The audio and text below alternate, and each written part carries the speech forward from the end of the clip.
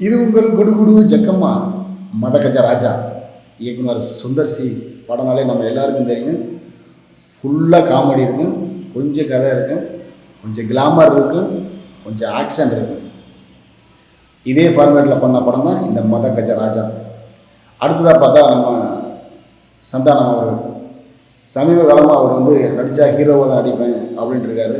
ஆனால் அவரோட ரசிகர்கள் வந்து சார் ஒரு முழு காமெடி படத்தை நடித்தா நல்லா என்ஜாய் பண்ணி பார்க்கலாமே அப்படின்னு ஏங்கிட்டு இருந்தாங்க. அவங்களோட ஏக்கத்தை இந்த படம் பூர்த்தி செஞ்சுச்சா இல்லையா அப்படின்னு பார்க்கலாம். இந்த படத்தோட கதை என்ன அப்படின்னா, சின்ன வயசுலேருந்தே விஷால், சந்தானம், நிதின் சத்யா, சடகோபன் ரமேஷ் 4 பேர் ஃப்ரெண்ட்ஸாக இருக்காங்க. ஒரு நாள் அவங்களோட மாஸ்டர் கால் பண்ணி, எப்பா நம்ம பொண்ணுக்கு கல்யாணம் வச்சுருக்கேன், எல்லாம் குடும்பத்தோடு வந்துடுங்க அப்படின்னு கூப்பிட்றாரு. இவங்களும் ஜாலியாக கிளம்பி போய் கல்யாணத்தை அட்டன் பண்ணுறாங்க. அந்த கல்யாணம் ஜாலியாக கலாட்டாவாக காமெடியாக நடந்து முடியுது. நடந்து முடிஞ்சோன்னே எல்லாம் ஊருக்கு கிளம்புறாங்க. அப்போ வந்து நிதின் சத்யாவும் சடகோபன் ரமேஷும் நம்ம ஹீரோ விஷால்கிட்ட சொல்கிறாங்க, வாழ்க்கையில் ஒரு பெரிய ப்ராப்ளம் இருக்குது அப்படின்னு. அந்த ப்ராப்ளத்தை ஹீரோ தீர்த்து வச்சாரா இல்லையா அப்படிங்கிற இந்த படத்தோட கதை. இந்த படத்தில் குறிப்பாக ஒரு விஷயம் சொல்லணும்னா காமெடி ட்ராக் தான்.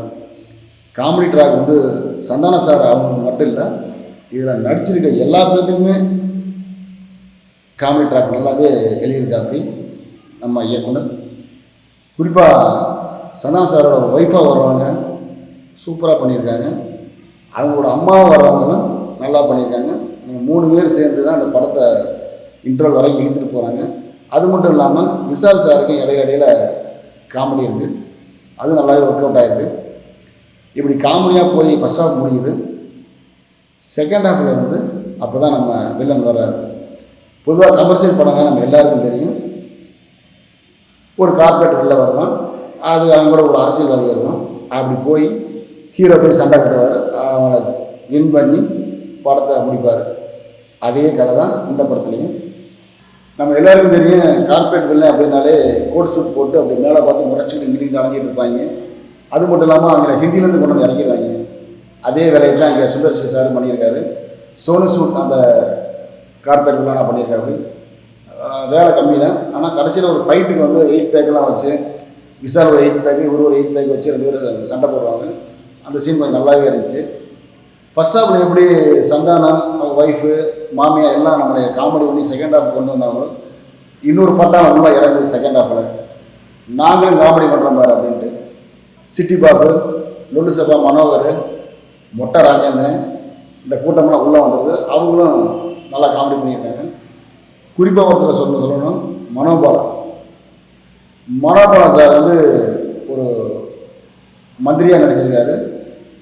வேறு லெவல் பண்ணியிருக்காரு, வேறு லெவல். அவர் உண்மையிலேயே அவர் முகம் ஞாபகத்திலே இருக்குது, கண்ணுக்குள்ளேயே இருக்குது. ஒரு சீனில் வந்து நம்ம மொட்டை ராஜேந்திரன் ஊசியை போட்டு மனோபாலாவை கொண்டுருவார். அவர் குணமாக நடிச்சிருப்பார். ஒரு 1/4 மணி நேரம் அந்த சீன் போடும், சூப்பராக இருக்கும்.